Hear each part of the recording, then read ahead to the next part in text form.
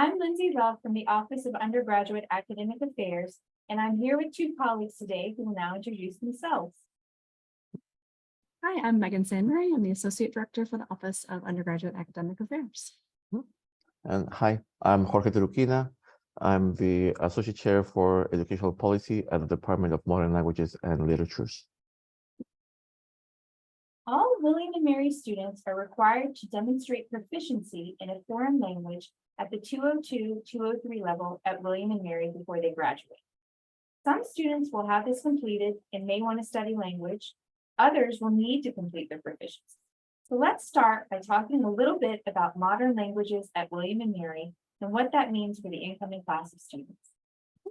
So thank you. And I will start by saying that if students are interested in Greek, Latin, or Biblical or Hebrew, they should visit the Classics department and check their website in the link below. Because I can only talk about the Department of Modern Languages and Literatures, or MLL. And I will say that we offer training in 8 languages and cultures: Arabic, Chinese, French, German, Italian, Japanese, Russian, and Spanish. MLL is one of the largest, if not the largest, department in arts and sciences. And fun fact, it was the first department of its kind in the US, established by Thomas Jefferson back in 1779. Now, today, the department can be defined in basically in 4 different ways. Right? So 1, MLL is foundational in supporting the William & Mary objective of training global citizens in issues of diversity and intercultural communication. This training sometimes happens inside the classroom or through our study abroad programs that have research and service components, or through immersion in special interest residences called the language houses. And of course, these contributions serve to satisfy the Code 300 and the Code 350 requirements. Second trait of MLL is that it is a very vibrant interdisciplinary center, and most of its classes intersect with varied fields such as film and media studies, data science, performance studies, history of science, indigenous studies, gender, sexuality, and women's studies, linguistics, history, and many more. And these classes satisfy the Code 200 requirements. Number 3 is that MLL is committed to offering students opportunities for faculty-mentored research, such as honor thesis or independent projects that can be carried domestically or abroad. It also offers internships, some of which are embedded in our study abroad programs, some of which are local, like our teaching internship that trains undergraduate teaching assistants. And finally, number 4, of course, MLL is generous in offering first-year courses in literature, film, and culture, sometimes taught in the language of study. These courses may focus on big ideas across disciplines, or they may train students for academic communication at the college level, and hence, these courses satisfy the Code 100 and the Code 150 requirements. In general, you can find more information about the department in the link below. There are a lot of great opportunities. If a student wants to take language classes or needs to take them to complete their proficiency, where should they start? So, as I said a minute ago, students can start or continue their training in our 8 languages in MLL: Arabic, Chinese, French, German, Italian, Japanese, Spanish, and Russian. And I mentioned them again, basically because in a recent survey of 1,200 employers in the US, it was found that the 8 languages offered by MLL are precisely the top 8 most desirable in their prospective hires. Now, having said that, in general, the first step is always to check your transcript. Make sure all the information is there and is correct, including any credits from AP, IB, A levels, or from previous experiences at colleges or community colleges. Any issues should be reported to the registrar's office, and once the transcript is okay, there are basically 4 scenarios to consider. Right? So the first one comprises basically absolute beginners, students who want to start a new language, who have no formal training or experience in the classroom. and they should basically enroll in 101 or 103. The main difference is that 103 is a combined course that covers 2 semesters in one and is offered by programs such as Hispanic Studies. So that's the first scenario. The second one is a situation where a student has some formal experience, but this experience does not produce credits in the transcript. In that case, they should take the placement exam. This includes the case, for example, of a student who has taken the language in high school for multiple years, but without producing credits from AP or IB, and they should just take that placement exam. So that's scenario number 2. Scenario number 3, when students do have formal experience that actually is reflected in the form of credits in the transcript, then we have to check the transcript very carefully because there are 2 possibilities, right? One is that if the credits show as what we call elective credit, meaning 1XX or 2XX only, then the student will have to take the placement exam. However, if the credits show as 101, 102, 201, 202, what we call specific credits, then these credits should be used as an indicator of the next class that is suitable for the student. So having 101 credits in the transcript means that the student has the prerequisite to enroll in 102, the following course in the sequence. So that's scenario number 3. The last scenario, number 4, includes cases where a student has no real experience formal training in the classroom, but grew up surrounded by the language and the culture. For example, if there was a language spoken at home that they're familiar with already, these students would be better served taking tailored classes for what we call heritage speakers. And students should consult with the appropriate placement coordinator. Notice how I'm talking about placement exams in general. However, in the case of Chinese, instead of placement exams, the program carries out in-person assessments with Chinese instructors, usually the Monday before classes start, both in the fall and in the spring. And remember that this is just a very quick, brief overview.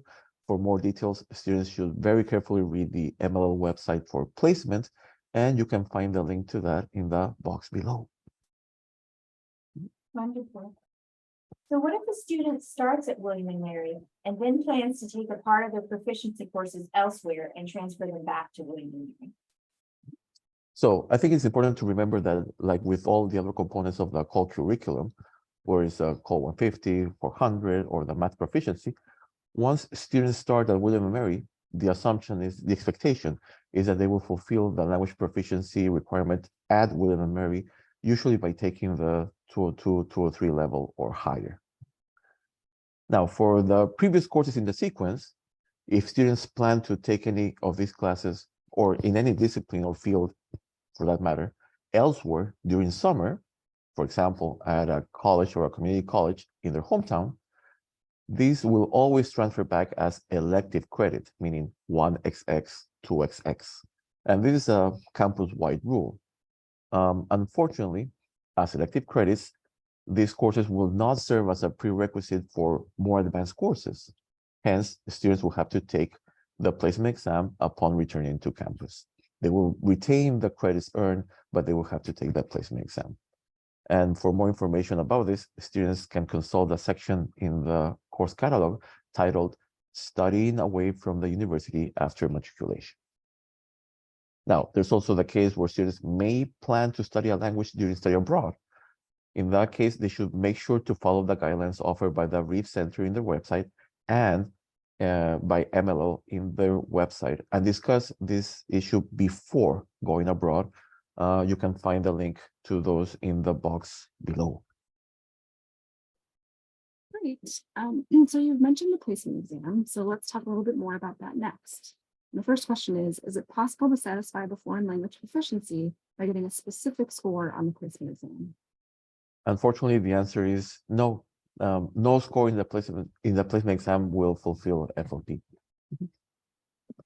Okay, so if an incoming student is ready to take the placement exam, they should take it during the summer placement exam window.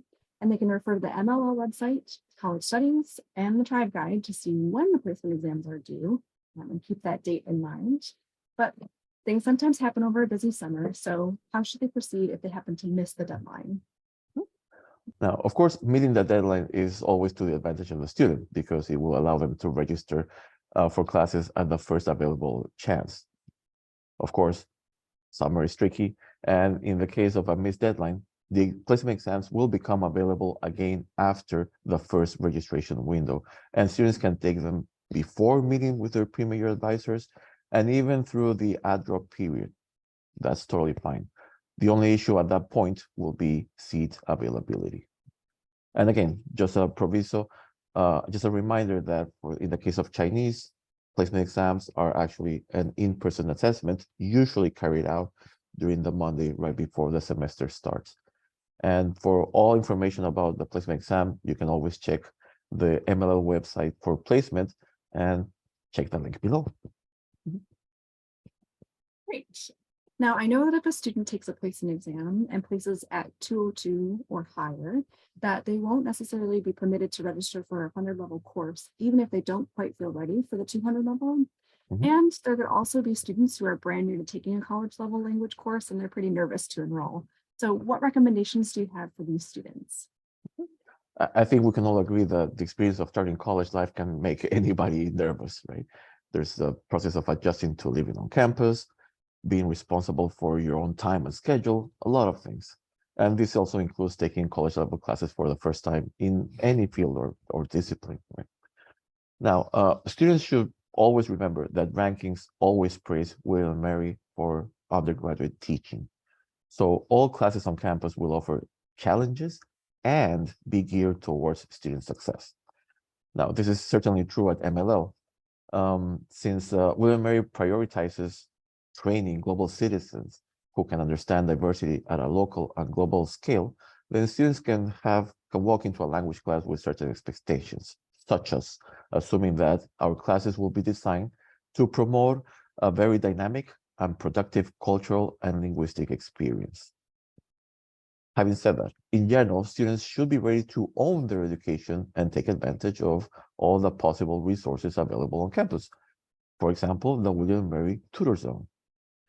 In the case of languages specifically, students should also take advantage of special opportunities offered at the language houses throughout the year.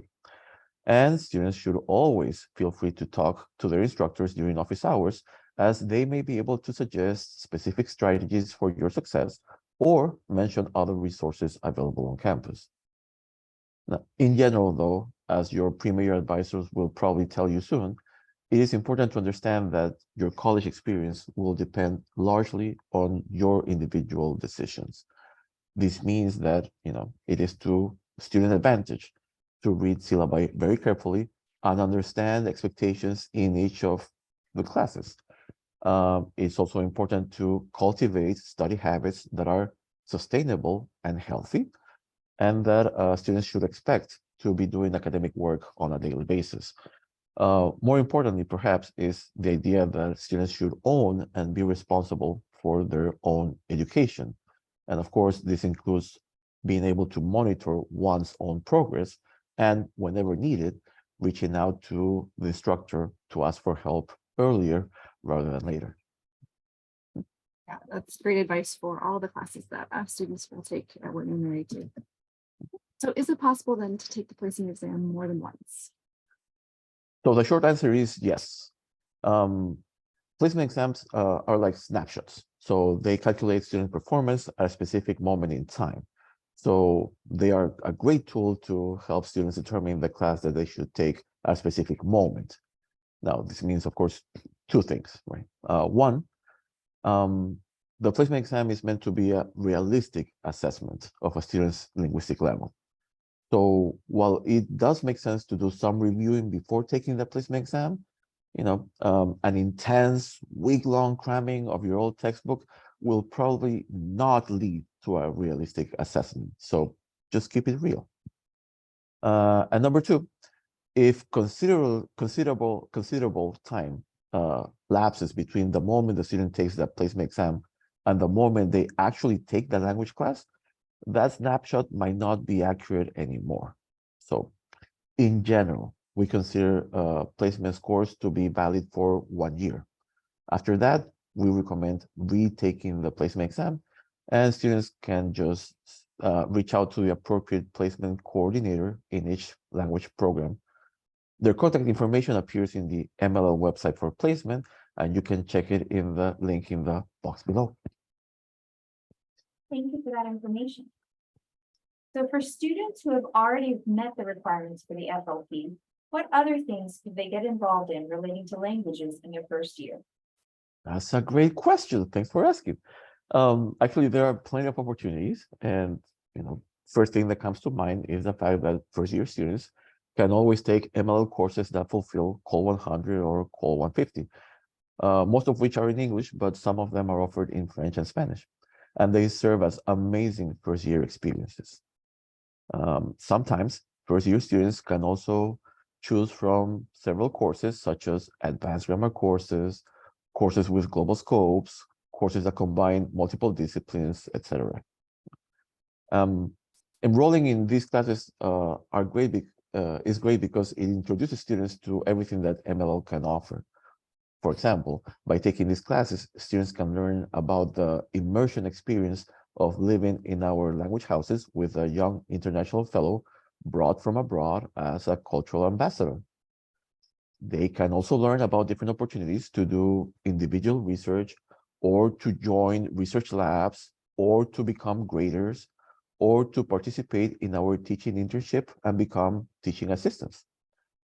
More broadly, students are also introduced to a large variety of cultural activities designed by each program, including lectures with invited speakers, movie nights, networking with alums, etc.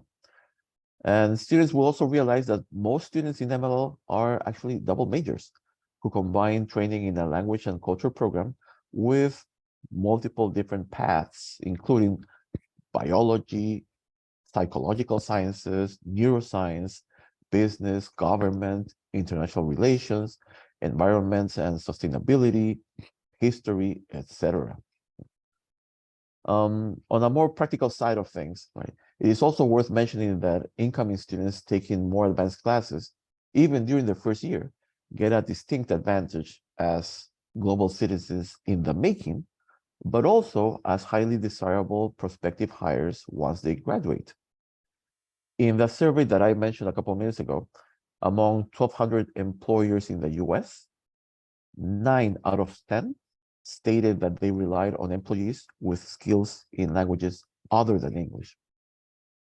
Now, in a different survey of 2,100 human resources departments in the US across all sectors, meaning government, for-profit, not-for-profit, the survey found that 93% of them valued employees able to work with different cultures and countries.